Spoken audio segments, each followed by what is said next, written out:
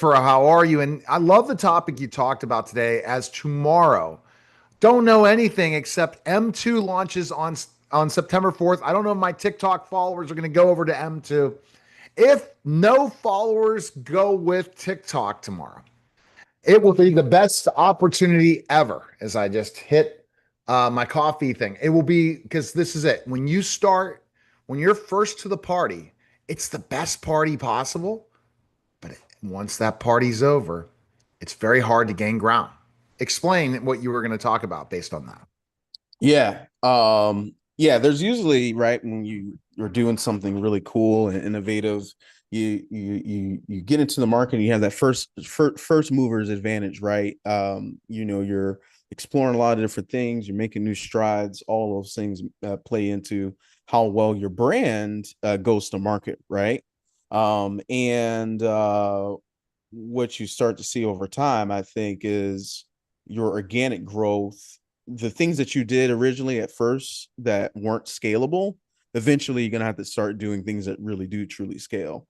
And that may mean actually starting to invest and paying into systems like Google ads, right? And Facebook, all these platforms, to actually start distributing your product in a way that organic growth just can't do nowadays. The platforms that we're on social media wise, the way that we're capturing attention, everything's manufactured, right? Right. Like nothing is organic anymore as we think. And so the sad part is now that as business owners, we have to pay to play, right? Right. For these platforms in order to actually see some measurable results. It was actually funny. I was helping out a actually good guests of our podcast run the crowdfund campaign, and they were running ads, right? And they didn't turn the ads on until maybe halfway through the campaign because they realized, okay, well, my organic growth only got me so far into my backing. Now I need to do even more, right? So,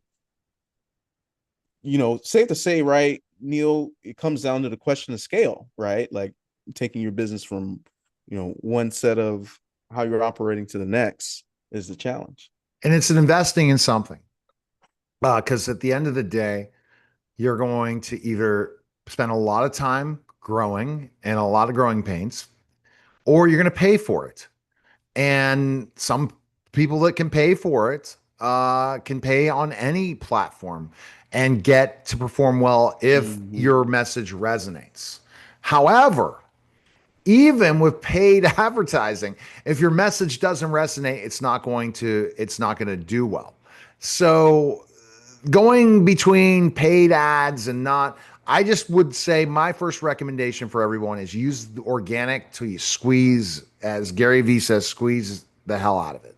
Squeeze every organic reach possible. Like if Mm-hmm. you have a LinkedIn business page right now and you're not posting daily on that LinkedIn business page, even though you're getting no interaction, and you're not writing copy that's going to show up on Google through your LinkedIn business page, it's an opportunity. You can rank better than creating a blog post today Oh, on your 100%. website. However, will that be available forever? No. Another one is post as many times as you want to YouTube shorts. You'll keep getting views. Will that be there next year? Who knows? For TikTok people, TikTok's closing 2026 March. It won't be worldwide. It only will be in the United States, and there will be no more TikTok shop. If you put all your eggs in the TikTok basket, you've just lost. That's why you have to have a comprehensive strategy, and you have to That's know that you're going to have to pay to play at one point in time. There are phases to a business, and that's what you do, Christopher, is you kind of look at those phases of the business. 100%. I was actually kind of doing an early sales call with a manufacturing company. I won't say what they are, but they've never had a marketing team. They've worked with agencies before, but uh, there's a conversation that we had when I was talking to them about their marketing. They wanted to increase their market share and they need to change their perspective. They saw long-term marketing strategy and content planning as Nothing Burger. They didn't think it was a worthwhile activity. And what I was trying to convey to them is, if you want to be like Gary Vee, if you want to be Mr. Beast, you want to be like these people that have commanded the attention of millions of people, you don't do that just off of 3 months of some video work. They're hitting the pavement every day for 10 years straight, right? And what I really want business owners to really start thinking about is reframing how they're looking at their marketing investments, as a purely ROI direct line of calculation, right? Like everything we do obviously has some ROI to it, but your brand has so much invaluable pieces to it. Right. Why would you limit how much you're investing in it? Just didn't make sense to me. And so yeah, with that, I would say it's good to find you a good marketing professional, help you make sense of, what's a worthwhile investment and what's not. And, start off with working with things that work first. I think, as I've been consulting with a lot of different businesses, we find companies do too much all at once, Yeah. versus choosing 2 to 3 highly targeted strategies that they know will work well and are aligned with their audience. And the problem is you can't just go with that flow unless you've already tested the market and you already have a loyal audience. There's just so many different things. If you have a loyal audience of emails of customers that have come to your brick and mortar forever, it's very easy to just turn on the Facebook ad generator and start duplicating those customers. It's not easy if you don't have that email list. It's Yeah. not easy if you don't have that. And that's where it has to be comprehensive and it has to be everything. But organic, as I said, TikTok, will that be an organic reach soon? Probably not. Yeah. Facebook groups, Facebook Live, always the greatest organic reach, but all they're doing is getting your data. Oh, your professional page. Have you noticed that doesn't reach as well anymore for Facebook because you left your friends and decided to turn them over to followers? Has that really helped you? Yeah. They were trying to get rid of the organic reach for your personal page. So they're doing everything they can to do ads.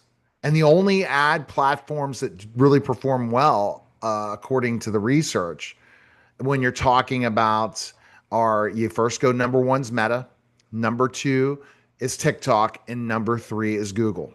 And Mm-hmm. it goes by that route, depending on what business you're using. And there's a lot of gambling involved in paid advertising to have Yeah. success.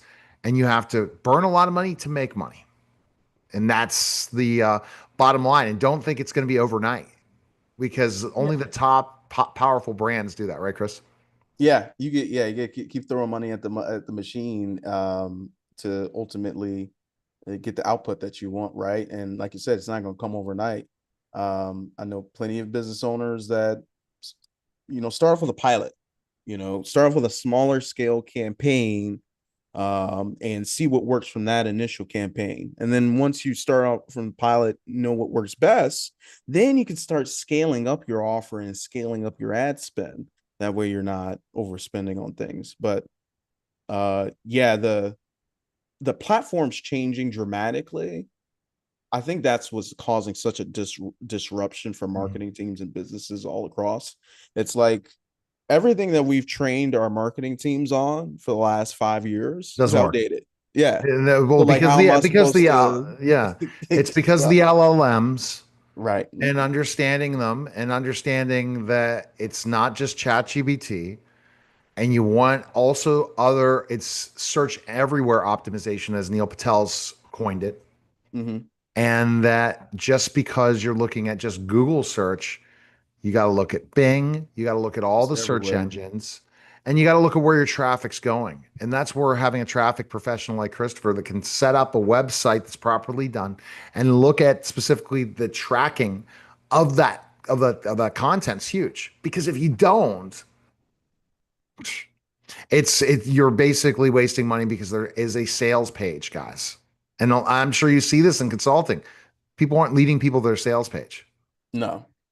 Yeah. I mean, what can't be measured can't be improved, right? And if you aren't tracking your abandoned carts, you aren't tracking how many people landed on the page versus sign up, right? Like these are not vanity metrics. These are actually like true bits of data that you should, it's going to be unique to your business and you should be tracking, on every step of the way.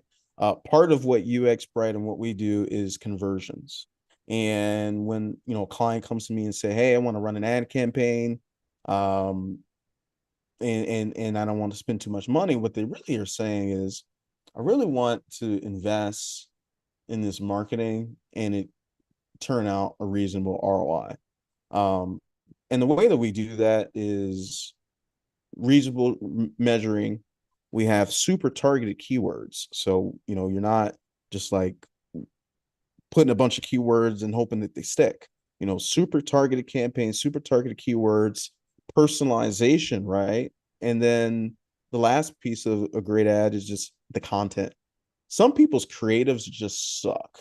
They're Yep. not really like capturing the attention of the person, or they're not being a qualifier, right? Like if I look at a creative, I should want to qualify. It should make me want to Right.